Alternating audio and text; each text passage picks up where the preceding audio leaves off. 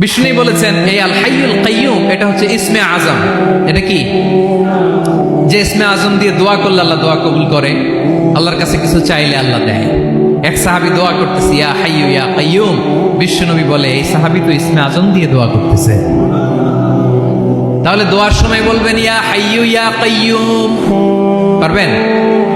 বলেন ইয়া হাইয়ু ইয়া কাইয়ুম।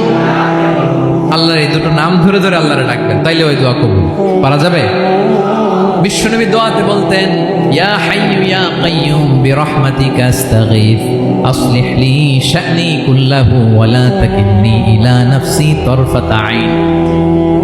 ও হাইয়ু ওয়া কাইয়ুম, ও শাশ্বত চিরঞ্জীব আল্লাহ, আসলিহ লি শা'নি কুল্লাহ, আমার সব কিছুকে আপনি ফিক্স করে দেন, ঠিক করে দেন। এক পলকের জন্য, এক চোখের পলকের জন্য আমার কোনো কাজ আপনি আমার উপর ছেড়ে দিয়েন না, সব কাজ আমি আপনার কাছে সুপর্দ করে দিলাম। সুবহানাল্লাহ পড়ে। তাহলে দুই নাম্বার কথা, আল্লাহ শুধু আমাদের ইলাহি নন, তিনি হচ্ছেন আল হাই, চিরঞ্জীব, তিনি হচ্ছেন আল কাইয়ুম, নিজেও স্বয়ং সম্পূর্ণ, অন্যকেও রক্ষণাবেক্ষণ করেন। আলহামদুলিল্লাহ পড়েন।